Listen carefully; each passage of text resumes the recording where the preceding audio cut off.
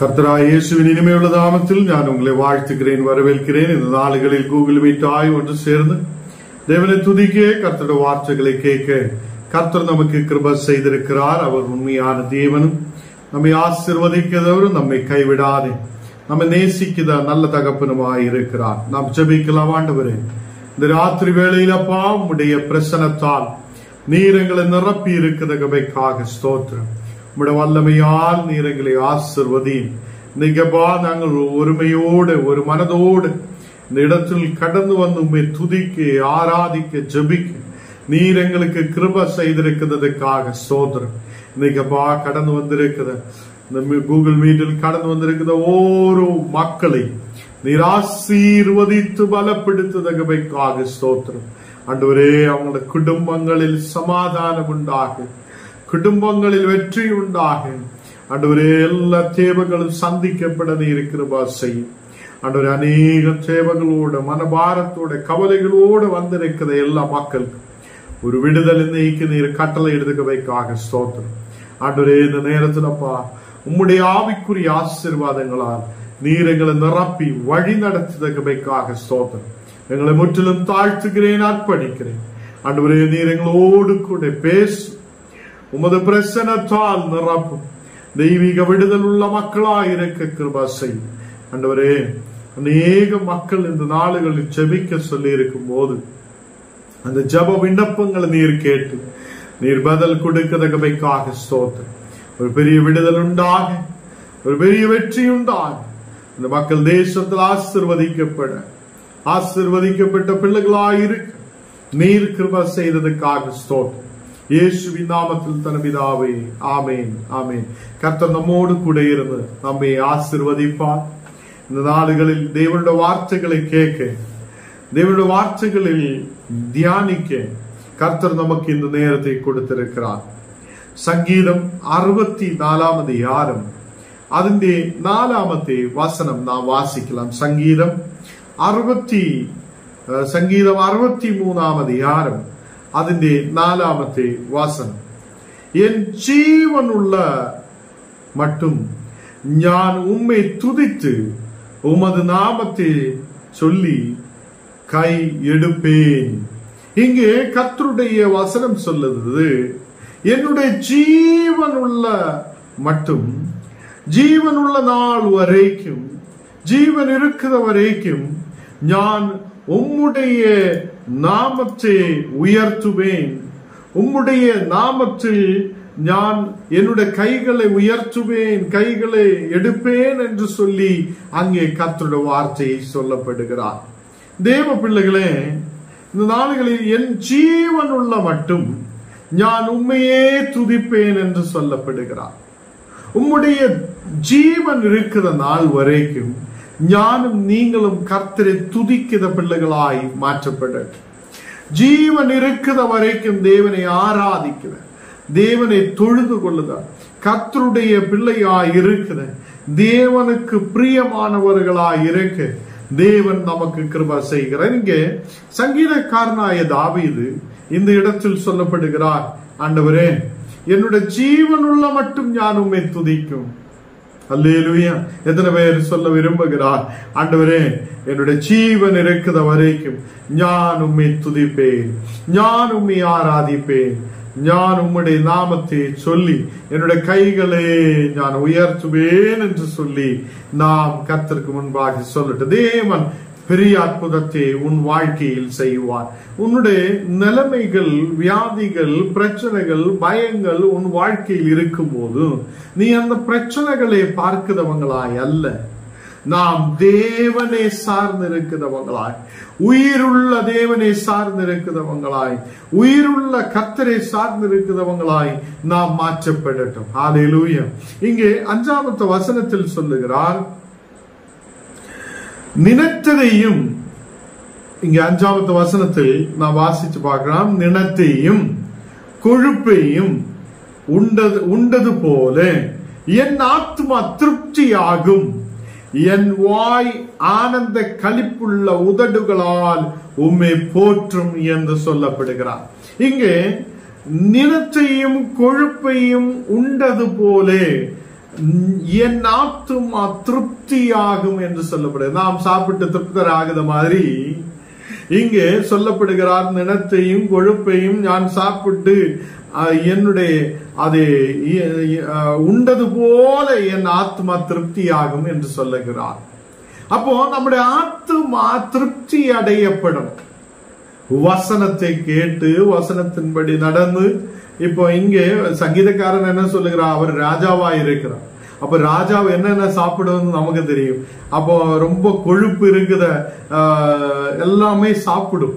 அப்ப அவரு சொல்லுகிறார், நான் கொழுப்பையும் நனத்தையும் எல்லாம் சாப்பிடுறது மாதிரி சாப்பிட்டு போதும் ஆண்டவரேன்னு சொல்லுத மாதிரி என் ஆத்துமா திருப்தியாகும் என்று சொல்லப்படுகிறார். அப்ப இன்னைக்கு இங்க ஆவிக்குரிய நிலையில் நாம் பார்த்தால், நாம் கர்த்தருடைய வசனங்களை கேட்டு வசனத்தை பின்பற்றி வசனத்தை கேட்டு அதன்படி நடக்கும் போது நம்முடைய ஆத்துமாக்கள் திருப்தி அடைவார். ஹல்லேலூயா. என் வாய் ஆனந்த களிப்புள்ள, என் வாய் ஆனந்த களிப்புள்ள உதடுகளால் உம்மை போற்றும் என்று சொல்லப்படுகிறார். தேவ பிள்ளைகளே, நாம் ஆனந்த களிப்புள்ளவராய் மாற்றப்பட வேண்டும். நாம் இந்த நாளுகளில் ஏதோ பயத்தாலே இருக்கிறவங்களாய் அல்ல, ஏதோ நடுக்கத்தாலே இருக்கிறவங்களால் அல்ல, நாம் திருப்தி அடைந்த பிள்ளைகளாய் மாற்றப்பட வேண்டும்.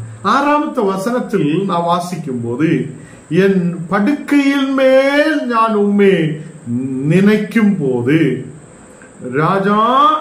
ராஜாமங்களில் உம்மை தியானிக்கிறேன் என்று சொல்லுகிறார். இப்போ ராத்திரி யாமங்களில் நான் உம்மை தியானிக்கிறேன், என் படுக்கையில் நான் படுக்கையில் போகும்போது உம்மை நினைக்கிறார் என்று சொல்லப்படுகிறார். அல்லேலூயா.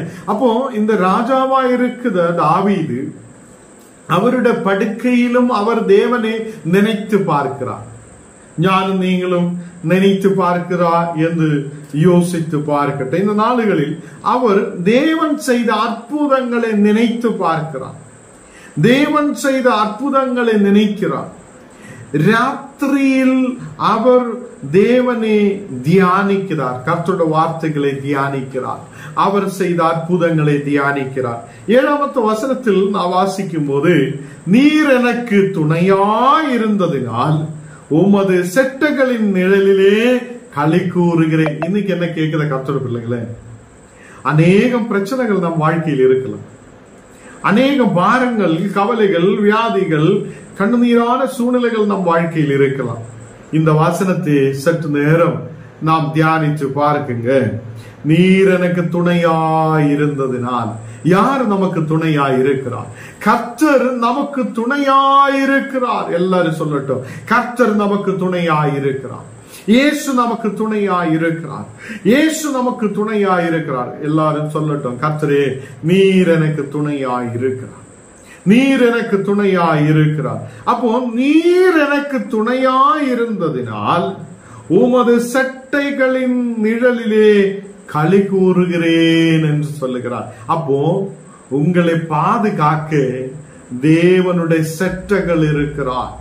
தேவனுடைய சிறகின் கீழே நம்மை அவர் பாதுகாப்பார். இன்னைக்கு என்ன கேட்கிற கர்த்தருடைய பிள்ளைகளை, நீங்க வியாபாரத்துக்கு போகும்போது, நீங்க பிசினஸ்களுக்கு கடன் செல்லும் போது, நீங்க எந்த இடத்துல கடந்து சென்னாலும், நீங்க எங்கெல்லாம் வேலைகளுக்காக கடந்து செல்லும் போது, உங்களுடைய படிக்கிற இடங்களில், உங்களுடைய ஹாஸ்பிட்டல்கள் நீங்க கடந்து செல்லும் போது, உங்களுடைய எல்லா பிரச்சனைகளின் நடுவிலும் தேவனுடைய சட்டை உன்னை பாதுகாக்குதா இருக்கிறது. தேவனுடைய சட்டை உன்னை பாதுகாக்குதா இருக்கிறது. ஹல்லேலூயா. இந்த நாளுகளில் கர்த்தருடைய பிள்ளைகளே, நாம் ஒரு கோழியை பார்த்தனால், അതിന്റെ തള്ള കോഴി, അതിന്റെ അമ്മ കോഴി എന്നാ ചെയ്യും, ചിന്ന ചിന്ന അതിന്റെ കുഞ്ഞുങ്ങളെ അതിന്റെ സെട്ടകളിൻ കീഴെ പാതുകാത്ത് வைக்கிறார். ஏதோ ஒன்னு ஒரு பட்சி அப்படியே வந்தா எடுக்க விடாமல் அதை பாதுகாக்கிறார். கர்த்தருடைய பிள்ளைகளே, இந்த நாளுகளில் நம்மையும் பாதுகாக்குத தேவன் உண்டு. ஆமென். எத்தனை பேர் நம்புகிறார்? இங்க சொல்லுகிறார், என் ஆத்துமா உம்மை, இங்க சொல்லுகிறார், நீர் எனக்கு துணையாயிருந்ததினால் நீர் எனக்கு துணையாயிருந்ததினால் உமது செட்டைகளின் நிழலிலே களி கூறுகிறேன். நான் உம்முடைய செட்டைகளின் நிழலில் பாதுகாப்போடு இருக்கிறேன். அப்போ இந்த சின்ன கோழிகளே ஏதாவது ஒண்ணு எடுக்க வருதுன்னா அந்த தள்ளக்கோழி அப்படியே விட்டு விடுமா? விட்டு விடார். உன்னை பாதுகாப்பார், உன்னை பாதுகாப்பார். அவர் உன்னை பாதுகாக்குத தேவன். அவருடைய செட்டைகளின் நிழலிலே உன்னை பாதுகாப்பார். இங்கே 8வது வசனம் வாசிக்கும் போது, என் ஆத்துமா உம்மை தொடர்ந்து பற்றி கொண்டிருக்கிறது, உமது வலது கரம் என்னை தாங்குகிறது. உன்னை தாங்குகிறதா, உன்னை தாங்கி பிடிக்குதா? ஒரு வலது கரம் உண்டு. ஹல்லேலூயா. அப்போ இன்னைக்கு என்ன கேக்குத கர்த்தருடைய பிள்ளையே, நீ கலங்காதே, பயப்படாதே, கண்ணீராய் இருக்காதே. உன்னைக்காக ஒரு வலது கரம் வருகிறார். அது உன்னை தாங்கி பிடிக்கிறதா இருக்குது. அந்த வலது கரம் உங்கே உன்னை தாங்குவார். உன்னுடைய கஷ்ட நேரத்தில், உன்னுடைய பிரச்சனையின் நேரத்தில், உன்னுடைய வேவலாதியின் நேரத்தில் அந்த வலது கரம் உன்னை தாங்குவார். உன்னை கைவிட மாட்டேன். அவர் உன்னை சட்டையின் நிழலிலே பாதுகாப்பார். ஹல்லேலூயா. 9வது வசனத்தில் நான் வாசிக்கும் போது, சங்கீதம் 63 அதனுடைய 9வது வசனத்தில் வாசிக்கும் போது, என் பிராணனே அழிக்க தேடுகிறவர்களோ பூமியின் தாழ்விடங்களிலே இறங்குவார்கள். உன்னை யாரெல்லாம் அழிக்க பார்க்குதோ அவங்களை எங்க போகுவார்? பூமியின் தாழ்விடங்களிலே இறங்குவார்கள் என்று சொல்லப்படுகிறார். எத்தனை பேருக்கு புரிகிறார்? உன்னை அழிக்க பார்க்குதவங்கள், உனக்கு விரோதமாய் எழும்புதவங்கள், அவங்கள் பூமியில் தாழ்விடங்களில் தாழ்ந்து போகுவார். தாழ்விடங்களிலே கடந்து செல்வார். மேல வர மாட்டேன் என்று சொல்லுகிறார். அப்போ உனக்கு விரோதமாய் எழுபதவங்களே, நீ அதை எதிர்பார்க்காதே, அதை பற்றி பார்க்காமலே நீ முன்னாடி கடந்து செல்லட்டும். கர்த்தர் உனக்காக ஒரு கரத்தை அனுப்புகிறார், பாதுகாக்குத கரம். அவருடைய வலங்கரம் உன்னை பாதுகாக்கிறார். அவர் உன்னை செட்டைகளின் மேல் பாதுகாக்கிறார். நான் சீக்கிரத்தில் முடிக்க விரும்புகிறேன். இனி ஒரு 2 வசனம் கூட சொல்லி நான் முடிக்க விரும்புகிறேன். அதுக்குள்ள உங்களுக்காக நான் ஜெபிக்கவும் விரும்புகிறேன். இங்க வெளிப்படுத்தல் 5ஆம் அதிகாரம் அதிന്റെ 13வது வசனத்தில் வாசிக்கும் போது, அப்பொழுது வானத்திலும் பூமியிலும் பூமியின் கீழிலும் இருக்குதா சிருஷ்டிகள் யாவும். அங்கே நம்ம நேற்றொரு வசனம் வாசிச்சிருக்கிறோம். நேற்றொரு வசனம் வாசிச்சு கேட்டிருக்கிறார். அதே பூமியிலும் வானத்திலும் பூமிக்கு கீழே. அதே வசனம் இங்கே வெளிப்படுத்தலும் சொல்லப்படுகிறார். வானத்திலும் பூமியிலும் பூமியின் கீழும் என்று சொல்லப்படுகிறார். இருக்குத சிருஷ்டிகள் யாவும், சமுத்திரத்தில் உள்ளவைகளும் அவற்றுக்கள் அடங்கிய வஸ்துக்கள் யாவும், சிங்காசனத்தின் மேல் வீற்றிருக்கிறவர்களுக்கும் ஆட்டுக்குட்டியானவர்களும் சோத்திரமும் கனமும் மகிமையும் வல்லமையும் சதா காலங்களிலும் உண்டாவதாக என்று சொல்ல கேட்டிருக்கிறார் என்று சொல்லப்படுகிறார். அப்போ மகிமையும் வல்லமையும் ஸ்தோத்திரமும் கனமும் எல்லாம் யாருக்கு? தேவனுக்கு தான். அவர் சிங்காசனத்தில் இருக்கிறவரும், அவர் சிங்காசனத்தின் மேல் வீற்றிருக்கிறவரும், அவர் ஆட்டுக்குட்டியானவருமாய் இருக்கிறார். ஹல்லேலூயா. ஆட்டுக்குட்டியானவர் எப்படி? உங்களுக்காக எனக்காக அவர் பலியானார் சிலுவையில். ஒரு ஆட்டுக்குட்டியை அடிக்கிறது போல அவர் சிலுவையில் ஆணிகளால் அறையப்பட்டிருக்கிறார். அவர் நமக்காக பலியாயிருக்கிறார். கர்த்தருடைய பிள்ளைகளே, அவருடைய இரத்தத்தால் நீங்களும் பரிசுத்தவான்களாய் மாற்றப்படுகிறார். அவருடைய வல்லமை உங்களை தொடுவார், அவருடைய மகிமை உங்களை தொடுவார். இந்த நாளுகளில் நாம் ஸ்தோத்திரத்தோடு, கனத்தோடு, மகிமையோடு, வல்லமையோடு நாம் கர்த்தரை பின்பற்றட்டும். ஹல்லேலூயா. எபேசியர் 1ஆம் அதிகாரம் அதில் 20-21 வசனங்கள் நாம் வாசிக்கும் போது, எல்லா துரைத்தனத்துக்கும் அதிகாரத்துக்கும் வல்லமைக்கும் கர்த்தத்துவத்துக்கும் இமையிலும் மாத்திரமல்ல மறுமையிலும் பேர் பெற்றிருக்கும் எல்லா நாமத்துக்கும் மேலாய் அவர் உயர்ந்திருக்கத்தக்கதாக என்று சொல்லுகிறார். இங்கு அவர் எல்லா நாமத்தை காலும் உயர்ந்திருக்கிறவராய் இருக்கிறார். ஹல்லேலூயா. எத்தனை பேர் நம்புகிறார்?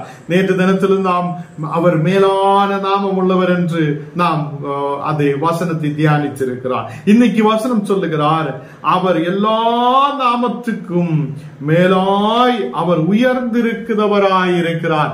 அவர் எல்லா நாமத்துக்கும் மேலாய் உயர்ந்திருக்கிறவராய் இருக்கிறார். கர்த்தருடைய பிள்ளைகளே, இந்த நாளுகளில் அவர் மகிமையும் கனமும் அது வல்லமையும் சதா காலங்களிலும் அவருக்கு தான் இருக்கிறார். அவர் தான் இயேசு கிறிஸ்து. அவர் நமக்கு ஒரு ஆட்டுக்குட்டியை போல அவர் இருக்கிறார். அவர் நமக்காக அவருடைய இரத்தத்தை சிந்தி இருக்கிறார். அவர் நமக்காக அடிக்கப்பட்டிருக்கிறார். அவர் நமக்காக பாடுகளை ஏற்றெடுத்திருக்கிறார்.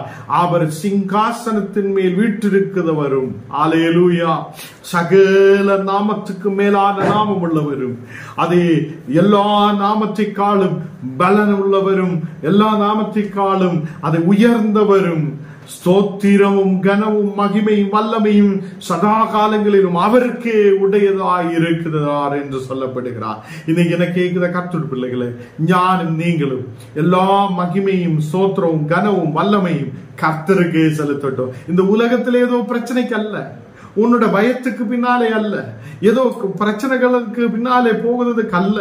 நாம் எல்லா கனவும் மகத்துவம் ஸ்தோத்திரமும் கர்த்தருக்கு செலுத்துறவங்களாய் மாற்றப்படட்டும். அதே மாதிரி அவர் எல்லா நாமத்துக்கும் மேலாய் அவர் உயர்ந்திருக்கத்தக்கதாக இருக்கிறவரும்.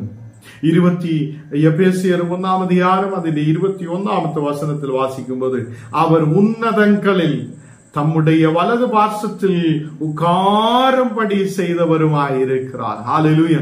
அவர் தேவனுடைய வலது பார்சத்தில் உட்கார்ந்தவராயிருக்கிறார். ஹல்லேலூயா. இந்த நாளுகளில் தேவ பிள்ளைகளை, இங்கே உன்னுடைய வியாதியின் மத்தியில், உன்னுடைய பலவீனதையின் மத்தியில், உன்னுடைய பிரச்சனைகளின் நடுவில் இயேசு உனக்கு துணையாயிருக்கிறார். ஹல்லேலூயா. என்னை கேட்கிற கர்த்தருடைய பிள்ளைகளே, இயேசு உங்களுக்கு துணையாயிருக்கிறார்.